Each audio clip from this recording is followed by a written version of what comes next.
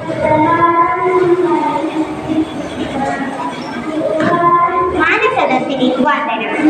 നിങ്ങളുടെ മുന്നിൽ അവതരിപ്പിക്കാൻ പോകുന്നത് പ്രളയം മനുഷ്യ സൃഷ്ടിയാണ്.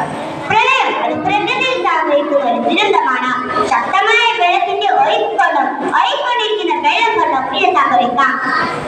കനത്ത മഴ പെട്ടെന്ന് മണ്ണിടിക്കാൻ അതിശക്തമായ കാറ്റുകൊണ്ടും ഇത് സംഭവിക്കാം.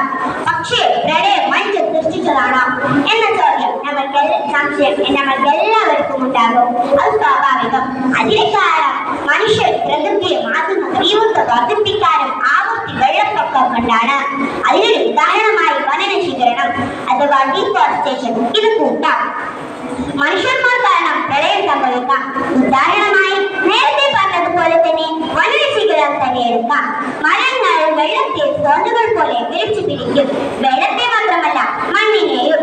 പക്ഷേ നഗരവൽക്കരണത്തിന് വേണ്ടി മരങ്ങളെ മുറിച്ചാൽ മഴ വരുമ്പോൾ നദികളിൽ വെള്ളമെല്ലാം നിറയും.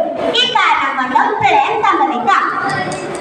ഡാമുകൾ ഇത് നമ്മൾക്കെല്ലാവർക്കും അറിയാമല്ലോ. ഡാമുകൾ ഉണ്ടാക്കിയത് വെള്ളം എടുത്തു വെക്കാനും ജനങ്ങൾക്ക് കൊടുക്കാനുമാണ്. ഭയവുന്ന ഡാമുകളിനാൽ അല്ലെങ്കിൽ നിറഞ്ഞു മറിയുന്നതിന് മുൻപ് ഗവൺമെന്റ് ഔദ്യോഗികരും തുറന്നുവിട്ടില്ലെങ്കിൽ ഈ കാരണം കൊണ്ട് പ്രളയം സംഭവിക്കാം.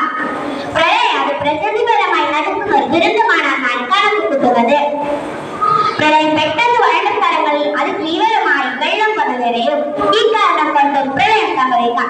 കടൽ വെള്ളം, പുഴവെള്ളം ഇവിടെ നിന്നൊക്കെ വരുന്ന വെള്ളം കൊണ്ടും ഇത് സംഭവിക്കാം. നദിതീരത്ത് താമസിക്കുന്നവർ കൂടുതൽ ജാഗ്രത പാലിക്കുക. പ്രളയം പെട്ടെന്ന് സംഭവിക്കാം. ചില സമയത്ത് നമ്മൾക്കത് മനസ്സിലാക്കാൻ പറ്റും. പെട്ടെന്ന് മാറുന്ന കാലാവസ്ഥ കൊണ്ടും ഇത് സംഭവിക്കാം. പ്രളയം വന്നാൽ ധാരാളം രോഗങ്ങൾ വരും. ഹെപ്പറ്റൈറ്റിസ് എ, കോളറ പോലെയുള്ളവ. ധാരാളം പേർ മരിക്കുകയും ചെയ്യും. വിജയം ആസ്വദിക്കണമെങ്കിൽ പ്രയാസങ്ങൾ ആവശ്യമാണ്. പറക്കാൻ ചിറകുകൾ വേണമെന്നില്ല, ഉള്ളിലൊരു ആകാശം ഉണ്ടായാലും മതി എന്ന് പറഞ്ഞുകൊണ്ട് എന്റെ വാക്കുകൾ ഉപസംഹരിക്കുന്നു.